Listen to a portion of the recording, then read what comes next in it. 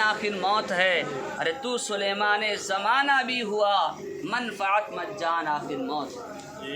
جو دنیا میں آیا ہے اسے جانا ہے، کسی کو 1 دن، کسی کو 1 سال، کسی کو 100 سال، یہاں تک کہ ایک دن وہ آئے گا کل من علیہ فان ویبقا وجہ ربک ذو الجلال والاکرام، کہ موت کو بھی موت آ جائے گی.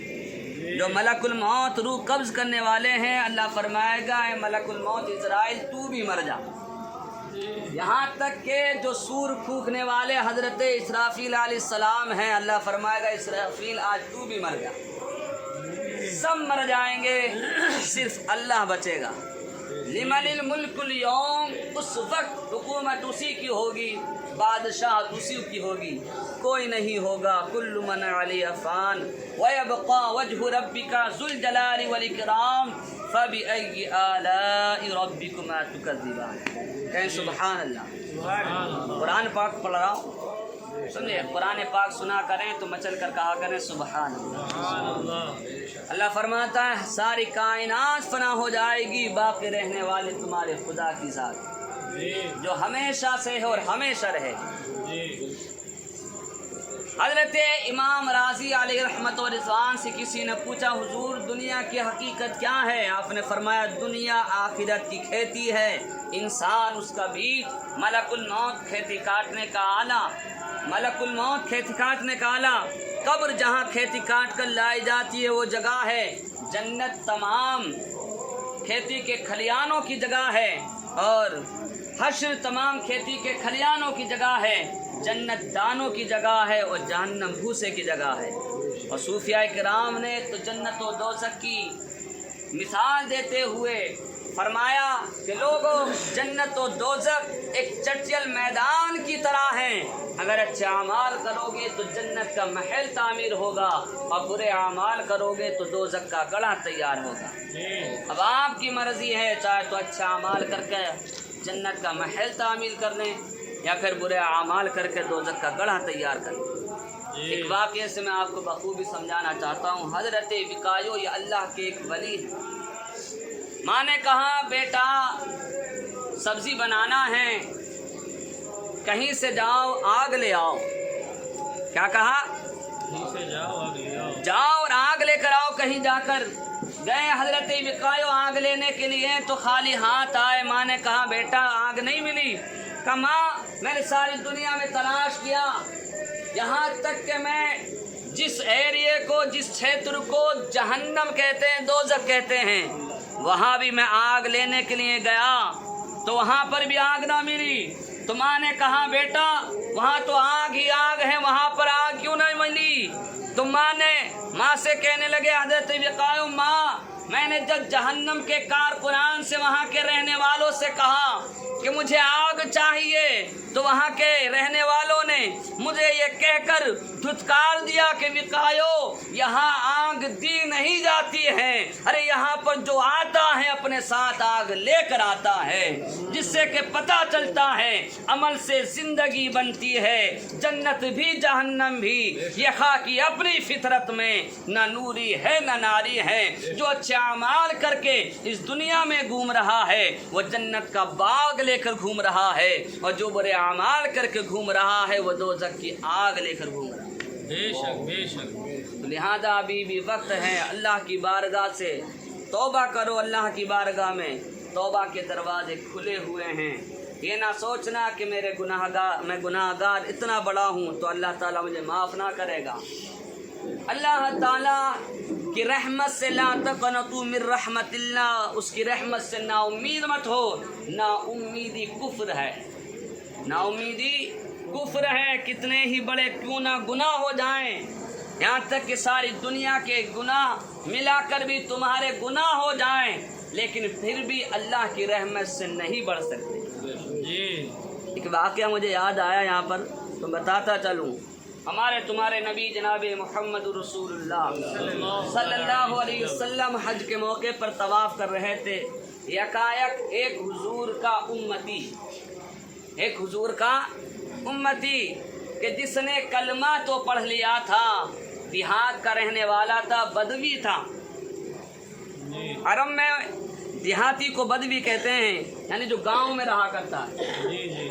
کلمہ پڑھ لیا تھا، حضور کا امتی تھا، لیکن حضور کو دیکھا نہیں تھا۔ سمجھ رہے؟ ساتھ میں بولتے رہیں تاکہ پتہ چلے کہ ہاں ہوشیار ہیں، خبردار ہیں۔ تو ہمارے تمہارے نبی صلی اللہ علیہ وسلم کا اس نے کیا پڑھا تھا؟ کلمہ پڑھا تھا، لیکن حضور کو دیکھا نہیں تھا۔ حضور کے پیچھے پیچھے اسے یاد نہیں تھا، کچھ جانتا نہیں تھا۔ تو حضور جس مقام پہ رکتے، کبھی کوئی دعا پڑھتے، کبھی وہ کوئی دعا پڑھتے، لیکن وہ بدوی تھا، وہ دیہاتی تھا، اسے اتنا معلوم نہیں تھا۔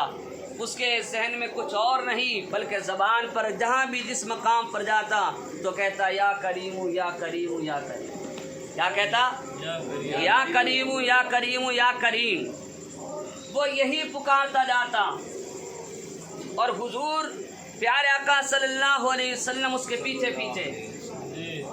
اللہ تعالیٰ کو اس کا یہ پکارنا اتنا اچھا لگا، اتنا اچھا لگا کہ سارے جتنے فرشتے تھے ان میں اعلان کر دیا کہ وہ سارے فرشتے بھی یا کریم پکارنے لگے۔ انہوں نے اپنی ساری تسبیحات چھوڑ دی اور یا کریم یا کریم یا کریم پکارنے لگے۔ جب اللہ کے نبی صلی اللہ علیہ وسلم نے یہ دیکھا تو حضور پہلے تو کوئی اور دعائیں پڑھ رہے تھے، لیکن حضور بھی یا کریم پکارنے لگے۔ سبحان اللہ کہیں، حضور بھی یا کریم پکارنے لگے۔ تو وہ بدوی کلمہ تو پڑھا تھا حضور کا، لیکن اس نے یہ سوچا کہ یہ میری مذاق بنا رہے ہیں، میں یا کریم پکار رہا ہوں، سوچا کہ یہ میری مذاق بنا رہے ہیں۔ پہلے تو اور تسبیحات پڑھ رہے تھے، کبھی کچھ پڑھ رہے تھے کسی مقام پر، لیکن اب کیا ہے کہ میرے پیچھے پیچھے یہ بھی یا کریم۔ یہ تو پڑھے لکھے ہیں، یہ تو جانتے ہیں کہ کس مقام پر کیا پڑھا جائے گا، میں تو نہیں جانتا، میری مذاق بنا رہے ہیں۔ پیچھے مڑ کر دیکھا تو حضور کے جمال انور پر نگاہ پڑی، اور اس حسین چہرے پر جب نگاہ پڑی تو کہنے لگے اگر تمہارا چہرہ اتنا خوبصورت نہ ہوتا تو میں ضرور تمہاری شکایت اپنے نبی محمد مصطفیٰ سے جا کر کرتا۔ سبحان اللہ۔ اگر تمہارا چہرہ اتنا خوبصورت نہ ہوتا، اتنے حسین نہ ہوتے تم، تو میں تمہاری شکایت اپنے نبی سے جا کر کرتا۔ اسے کیا پتا کہ جس کا چہرہ دیکھ رہا ہے یہی تو نبیوں کے سردار ہیں۔ انہی کی تو غلامی میں حضرت یوسف علیہ السلام ہے، انہی کی غلامی میں موسیٰ علیہ السلام ہے، انہی کا سب دم بھرتے ہیں۔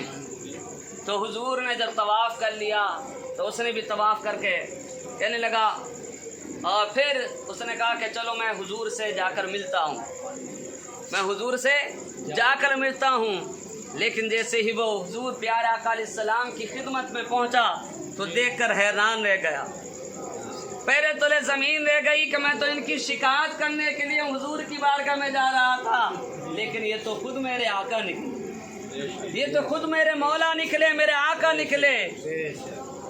تو پھر کہنے لگا کہ حضور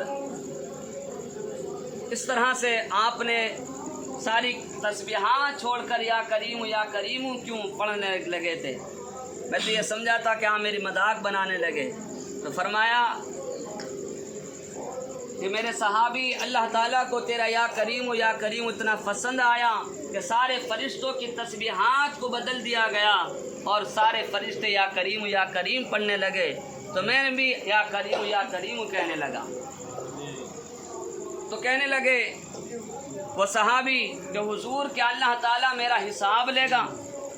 کیا اللہ تعالیٰ میرا حساب لے گا؟ تو کہنے لگے اللہ کے رسول ہاں اللہ تیرا حساب لے گا۔ تو کہنے لگے کہ پھر تو میں بھی اس کا حساب لوں گا، اگر اللہ میرا حساب لے گا تو میں بھی اس کا حساب لوں گا۔ تو کہنے لگے حضور یہ بتاؤ تم اس کا کیا حساب لوگے؟ تو کہنے لگے اللہ تعالیٰ میرے گناہوں کا حساب لے گا، میں اس کی رحمت کا حساب لوں گا۔ اللہ میرے گناہوں کا حساب لے گا، میں اس کی رحمت کا حساب لوں گا۔ تو اللہ تعالیٰ نے حضرت جبرائیل علیہ السلام کو وحی بھیجی، ان کے ذریعے سے حضور کی بارگاہ میں جبرائیل آئے اور پیغام سنانے لگے کہ اس بدوی سے کہہ دو کہ نہ اس کا ہم حساب لیں گے نہ یہ ہمارا حساب لے۔ لوگو اگر تم گناہ کرتے کرتے تھک گئے ہو تو اللہ کی بارگاہ میں آ جاؤ، اللہ کی رحمت نہیں تھکی۔ اللہ کی رحمت آج بھی پکار رہی ہے، حی علی الصلاح حی علی الفلاح، آؤ نماز کی طرف، آؤ کامیابی کی طرف۔ اگر تمہیں کامیابی ملے گی تو اللہ کی بارگاہ میں سر جھکانے سے ملے گی۔ وہ ایک سجدہ جس کو تو گرا سمجھتا ہے، 1000 سجدوں سے دیتا ہے آدمی کو نجات۔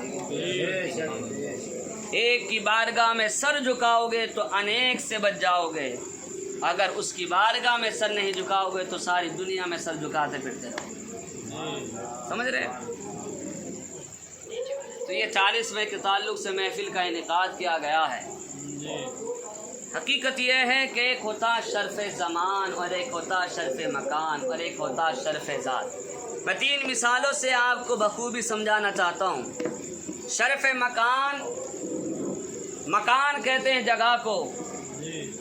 جس جگہ آپ بیٹھے ہیں یہاں پر اگر آپ یہاں کی مسجد میں یا اس جگہ پر سجدہ کرو، ایک سجدہ کرو، ایک سجدے کا ثواب ملے گا۔ لیکن علماء سے پوچھو، حجاج کرام سے پوچھو کہ اگر یہی سجدہ مدینہ شریف میں یا مکہ شریف میں کرو گے تو اللہ تعالیٰ مکہ شریف میں کرو گے تو 1,00,000 سجدوں کا ثواب عطا کرے گا، اور مدینہ شریف میں کرو گے تو 50,000 سجدوں کا ثواب عطا کرے گا۔ تو ساری زمین کا خالق کون ہے؟ اللہ تعالیٰ۔ ساری زمین کس نے بنائی؟ عمر پور کی زمین، مکہ مدینے کی زمین کس نے بنائی؟ اللہ نے۔ لیکن وجہ کیا ہے کہ یہاں پر ایک سجدہ کرو تو ایک سجدے کا ثواب، وہاں کرو تو 1,00,000 کا، مدینے میں کرو تو 50,000 کا ثواب۔ تو جواب ملے گا کہ ساری زمین بنانے کے بعد میں اللہ تعالیٰ نے مکہ شریف مدینہ شریف کی زمین کو اپنے فضل کے لیے چن لیا، اپنے کرم کے لیے چن لیا ہے۔ یہ ہے شرف مکان۔ کیا ہے؟ اور دوسری مثال شرف زمان۔ زمانہ کہتے ہیں وقت کو۔ یہ جو مہینہ چل رہا ہے، کون سا مہینہ چل رہا ہے؟ محرم کا۔ پہلا مہینہ ہے سال کا، اس کو بھی اچھی طرح سے یاد رکھیں۔ اسلامی سال کا نیو سال، سمجھ رہے؟ پہلا سال کا اسلامی سال کا پہلا مہینہ کیا ہے؟ محرم الحرام کا۔ پھر اس کے بعد میں سفر، پھر اسی طرح سے آگے بڑھتے چلے جائیں۔ شعبان کے بعد میں کون سا مہینہ آتا ہے؟ رمضان کا۔ 11 مہینوں میں نفل پڑھو تو نفل کا ثواب، فرض پڑھو تو فرض کا ثواب۔ لیکن علماء کرام سے پوچھو، اگر یہی نفل رمضان میں پڑھو تو فرضوں کا ثواب ملتا ہے، اور فرض پڑھو تو 70 فرضوں کا ثواب ملتا ہے۔ سبحان اللہ، بے شک۔ میں پوچھنا یہ چاہتا ہوں، یہ سارے مہینے بنائے کس نے؟ کتنے مہینے؟ 12 مہینے۔ اور بنائے کس نے؟ محرم کا مہینہ کس نے بنایا؟ اور رمضان کا مہینہ کس نے بنایا؟ تو سارے مہینے بنانے کے بعد میں ایسا کیوں؟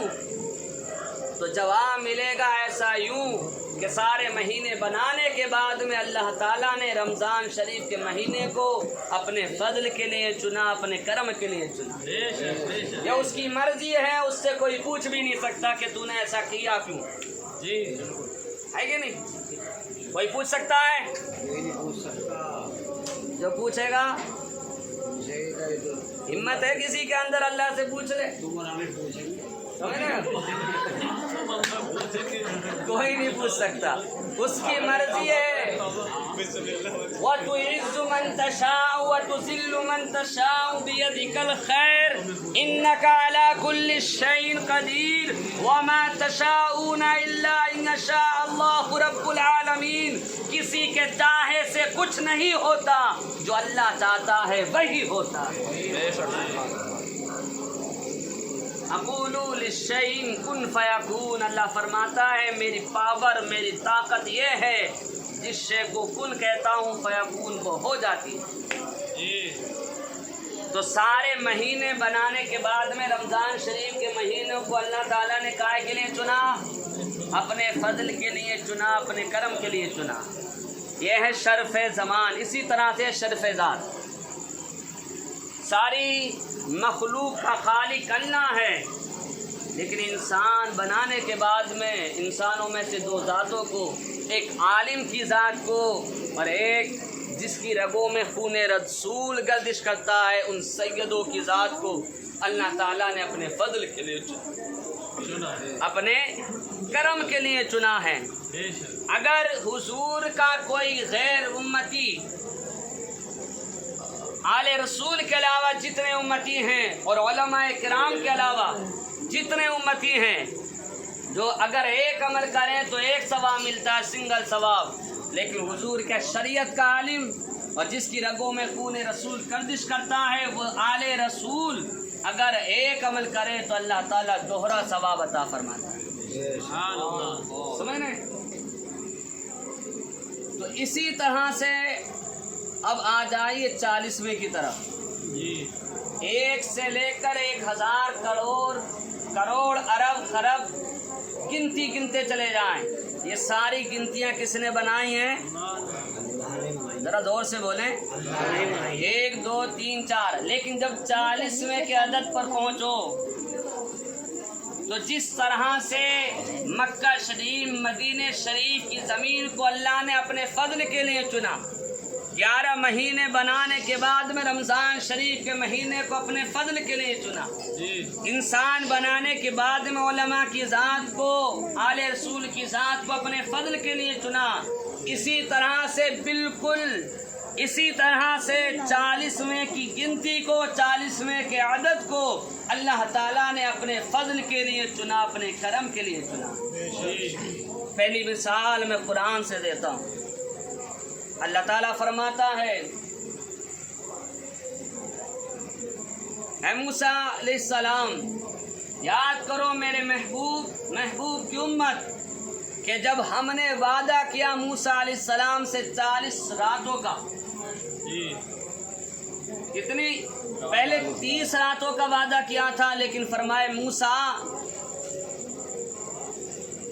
10 اور بڑھا دو، 40 کا عدد پورا کر دو، جو چاہتے ہو وہ مل جائے گا۔ یہ سورہ بقرہ کے پہلے پارے میں ہی ہے۔ تو یہ قرآن پاک سے ثابت ہے کہ اللہ تعالیٰ نے موسیٰ علیہ السلام سے 40 راتوں کا وعدہ کیا تھا، اور موسیٰ علیہ السلام نے 40 راتیں یعنی 40واں پورا کر لیا تو اللہ تعالیٰ نے ان کو توریت عطا فرما دی۔ اسی طرح سے میں اب آپ کو حدیث پاک سے مثال دیتا ہوں۔ اللہ کے رسول صلی اللہ علیہ وسلم نے کتنی سال کی عمر میں اعلان نبوت فرمایا؟ 40 سال کی عمر میں۔ کتنے سال کی عمر میں؟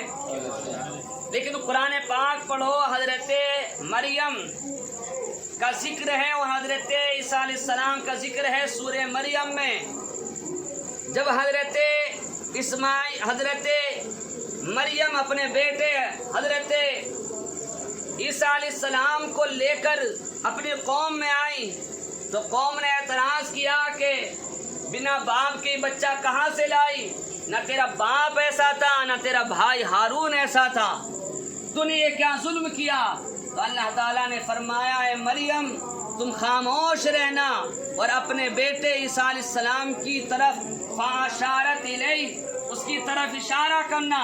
جیسے ہی حضرت مریم نے اپنے بیٹے حضرت عیسیٰ علیہ السلام کی طرف اشارہ کیا تو آپ نے رخ کیا قوم کی طرف اور کہا، میری ماں پر انگشت نمائی مت کرو، میری ماں پر کوئی انگلی نہ اٹھائے، انی عبداللہ میں جواب دیتا ہوں، وآتانی الکتاب وجعلنی نبیا، کہ بے شک میں اللہ کا بندہ ہوں، اللہ نے مجھے نبی بنا کر بھیجا ہے اور کتاب بھی عطا فرمائی۔ تو حضرت عیسیٰ علیہ السلام 1 یا 2 دن کی عمر تھی آپ کی، اور آپ 1 یا 2 دن کی عمر میں اعلان نبوت فرما رہے ہیں۔ اور کہہ رہا ہے کہ میں اللہ کا بندہ ہوں، اللہ نے مجھے نبی بھی بنایا ہے اور کتاب بھی عطا فرمائی ہے، لیکن ہمارے تمہارے نبی ابھی 10 سال کے ہیں۔ اللہ نے فرمایا میرے محبوب چپ رہنا، اعلان نبوت مت کرنا۔ 30 سال کے ہو گئے، فرمایا میرے محبوب چپ رہنا، اعلان نبوت مت کرنا۔ 39 سال کے ہو گئے، فرمایا میرے حبیب چپ رہنا، زبان سے کچھ مت کہنا۔ لیکن جیسے ہی 40 سال کے ہوئے، حضور غار ہرا میں جانے سے پہلے آپ کی پہچان محمد بن عبداللہ تھی۔ تاریخ میں آتا ہے غار ہرا سے آپ سورہ اقرا کی آیت لے کر آتے ہیں تو آپ کی پہچان اللہ تعالیٰ بدل دیتا ہے۔ پہلے پہچان آپ کی محمد بن عبداللہ تھی، لیکن جیسے ہی 40ویں سال میں آپ قدم رکھتے ہیں، آپ کی 40 سال کی عمر ہوتی ہے، اللہ تعالیٰ پہلی پہچان کو بدل دیتا ہے اور پہچان بنا دیتا ہے محمد رسول اللہ صلی اللہ علیہ وسلم۔ تو حضور جب 40 سال کے ہو گئے تبھی اعلان نبوت فرمایا، اس میں بھی کوئی نہ کوئی حکمت تھی، کوئی نہ کوئی راز تھا۔ اس لیے فرمایا میرے حبیب جب 40 سال کے ہو جاؤ تب اعلان نبوت فرمانا۔ اور آج کچھ لوگ سمجھے ماں کے پیٹ سے پیدا ہوئے اور جیسے ہی دنیا میں آئے 40ویں کا انکار کرنے لگے۔ لیکن میں پوچھنا چاہتا ہوں میری ماں بہن بیٹیوں، جواب دو، جب تک کہ بچے کا خود اس کا ماں کا اور اس بچے کا 40واں نہیں ہو جاتا ہے، یعنی چلنا نہیں ہو جاتا ہے، جب تک کہ اس بچے کو گھر سے باہر بھی نہیں لے جایا جاتا۔ ہوتا ہے کہ نہیں ہوتا؟ 40واں ہوتا ہے نہیں ہوتا؟ زندے کا ہر کوئی کرتا ہے، جو 40ویں کا انکار بھی کرتا ہے وہ بھی 40واں کرتا ہے، کرتا ہے نہیں کرتا؟ بالکل بے شک۔ اور حکیموں نے یہاں تک کہ بتایا کہ بچہ جب تک یہ 10 سال کا 20 سال کا یہاں تک کہ 40 سال کا رہتا ہے، جب تک وہ 40 سال کا ہوتا ہے، جب تک اس کی ماں نے جو اس کو دودھ پلایا تھا اس ماں کے دودھ کی طاقت اس کے اندر رہتی ہے، لیکن جیسی 40 میں سے عمر اس کی ڈھلتی ہے پھر وہ بیماریوں میں گھرنا شروع ہو جاتا ہے۔ جیسے ہی 40 سال تک رہتی ہے طاقت ماں کے دودھ کی، پھر اس کے بعد میں وہ طاقت، یہ حکیم فرماتے ہیں، حکما فرماتے ہیں کہ پھر اس کی طاقت میں زوال آنے لگتا ہے۔ سمجھ رہے ہیں؟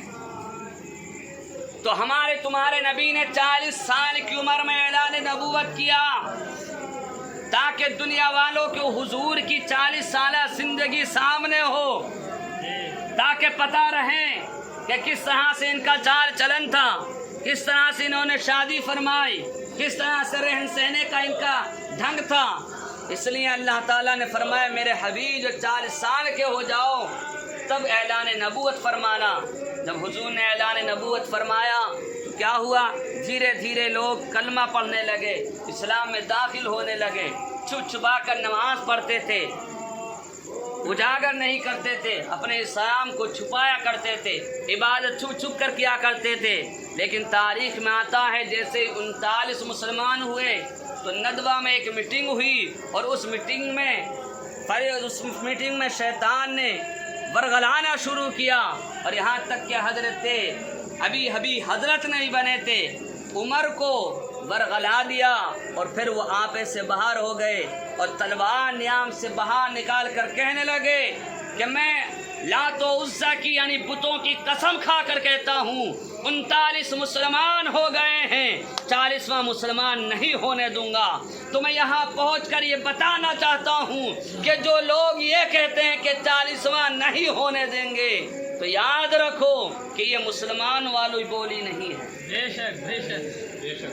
حضرت عمر نے بھی کہا تھا کہ 40واں نہیں ہونے دوں گا، تو جو یہ کہے 40واں نہیں ہونے دیں گے تو یاد رکھو یہ ایمان والوں کی بولی نہیں ہے۔ تو حضرت عمر فاروق اعظم بھی حضرت نہیں بنے تھے، کہنے لگے 40واں نہیں ہونے دوں گا، لیکن حضور نے کالی کالی کملی سے گورے گورے ہاتھ اٹھائے دعا کے لیے، مولا تو ایک عمر کو اسلام کی خدمت کے لیے عطا فرما دے، दोनों में से किसी एक को, उमर बिन हिशाम को या उमर बिन खत्ताब को, तो हजरत उमर बिन खत्ताब की किस्मत जाग गई। अल्लाह ताला ने उनको इस्लाम में दाखिल फरमाया। और फिर जब 40 मुसलमान हो गए तो हुजूर की बारगाह में हजरत उमर कहने लगे, हुजूर क्या अल्लाह आपका सच्चा नहीं है? आपने फरमाया बेशक मेरा अल्लाह सच्चा है। क्या आप नबी ये बरहक नहीं है? हुजूर ने फरमाया बेशक मैं नबी बरहक हूँ। क्या आपका दीन सच्चा नहीं है? फरमाया बेशक मेरा दीन सच्चा है। तो फरमाया कि आज से हम छुप छुपा कर नमाज नहीं पढ़ेंगे, आज से हम खुल्लम खुल्ला अल्लाह की इबादत करेंगे। फिर देखा था दुनिया वालों ने कि 2 गिरोह बनाए गए, एक के आगे हुजूर के सगे चचा शेर खुदा हजरत अमीर हमजा थे और दूसरी तरफ हजरत उमर फारूक आजम थे। दुनिया ने देखा कि आप गए और काबे के अंदर जहां सैकड़ों कुफ्फारे मक्का थे, आपने कहा कि आओ आज कोई रोक कर दिखाए हमें खाने काबा के अंदर इबादत करने से। जो रोकेगा वो अपने बच्चों को यतीम करवाएगा, जो रोकेगा वो अपनी बीवियों को बेवा करवाएगा। तो किसी की हिम्मत ना हो सकी जब 40वां पूरा हो गया। जब 40 मुसलमान हो गए तो फिर खुल्लम खुल्ला अल्लाह की इबादत होने लगी और परचम इस्लाम बुलंद व बाला हो गया। तो यहाँ एक बात और बताना ये चाहता हूँ, आज वो लोग पछताते होंगे अपनी कब्रों में, जो अपने बच्चों को यह तालीम देकर गए हैं कि 40वां ना करना, 40वां ना करना। वो कब्र में पछताते होंगे, रोते होंगे, अपनी जानों पर उन्होंने जुल्म किया है। वो अगर ये कह कर गए हैं कि हमारा 40वां ना करना, मर गया मरदूद जिसकी फातिहा न दर्ज, वो पछताते होंगे। लेकिन कसम खुदा की वो कब्र में आज भी मुस्कुराते होंगे। जिन्होंने कहा होगा बेटा हमारे जाने के बाद में हमारा 40वां करना, हमारे लिए इसारे सवाब करना, कुरान की तिलावत करना, नाते मुस्तफ़ा पढ़ना, दरूद पाक पढ़ना और फिर हमारे लिए इसारे सवाब करना। तो जो इसारे सवाब करता होगा वो बड़े खुश नसीब हैं वो माँ बाप कि जिनके बेटे उनको मरने के बाद में याद किया करते हैं, उनके लिए इसारे सवाब किया करते हैं। कि हमारे तुम्हारे नबी मोहम्मद मुस्तफ़ा सल्लल्लाहु अलैहि वसल्लम ने फरमाया कि सारी उम्मतें, सारे नबियों की उम्मतें जब कब्र में जाएंगी तो उनके साथ में उनके नेक आमाल और बुरे आमाल साथ जाएंगे। जो नेकियों क्या गठरी होगी वो भी जाएंगी, जो गुनाहों की गठरी होगी बोलो ना वो भी कब्र में साथ जाएगी। लेकिन अल्लाह ताला ने उम्मत मुहम्मदिया पर ये करम फरमाया। हुजूर फरमाते हैं कि सारी उम्मतियों की नेकियां और बुराइयां साथ जाएंगी, क़यामत में उठाए जाएंगे तो नेकियां भी साथ उठेंगी और बुराइयां भी, गुनाह भी साथ उठेंगे। लेकिन मेरी उम्मत पर अल्लाह ने ये करम फरमाया है कि मेरी उम्मती अगर दुनिया से जाएगा तो बुराई भी साथ जाएगी, अच्छाई भी साथ जाएगी, लेकिन जब क़यामत के दिन उठाया जाएगा तो उसकी नेकियां कब्र के अंदर रह जाएंगी और उसकी जो बुराइयां हैं कब्र के अंदर रह जाएंगी और नेकियां साथ में उठा ली जाएंगी। बुराइयां यानी उसके गुनाह मिटा दिए जाएंगे और नेकियां बरकरार रहेंगी। सहाबा ने अर्ज़ किया रसूलुल्लाह ऐसे कैसे होगा? फरमाया अर्ज़ किया रसूलुल्लाह ऐसा कैसे होगा? तो फरमाया कि उनके जाने के बाद में उनकी आल औलाद उनके लिए इसाले सवाब करेगी, कुरान की तिलावत करेगी, उनका 40वां करेगी, दरूद पाक पढ़ेगी, फातिहा पढ़ेगी, तो अल्लाह ताला उसकी बरकत से उसके गुनाहों को मिटा के रख देगा। उसकी बरकत से उसके गुनाहों को मिटा कर रख देगा। फिर उसकी जो गुनाह होंगे वो मिटा दिए जाएंगे और नेकियां बरकरार रहेंगी। हदीस पाक में आता है आखिरी बात, जब बंदा दुनिया से जाता है तो फरमाया उसके 40वें दिन तक جو زمین جس زمین پر اس نے عبادت کی، سجدے کیے، وہ زمین اس کے لیے گروزاری کرتی رہتی ہے۔ اور اللہ کی یہ سنت ہے، یہ اس کا طریقہ ہے، 40ویں دن پر پہلی حالت بدلا کرتا ہے۔ جس طرح سے حضور کی پہلی پہچان کیا تھی؟ محمد بن عبداللہ، 40 سال کے ہوئے تو محمد رسول اللہ۔ جب تک کہ 40 مسلمان نہیں ہوئے تھے تو پہلے حالت کیا تھی؟ چھپ چھپ کر پڑھتے تھے، لیکن جب 40 ہو گئے تو پھر کھلم کھلا پڑھنے لگے۔ تو یہ اللہ کا طریقہ ہے، 40ویں دن پر پہلی حالت بدلا کرتا ہے، تو وہ زمین میں بھی اس مردے کی پہلی حالت جو ہوتی ہے وہ 40ویں دن پر بدلا کرتی ہیں۔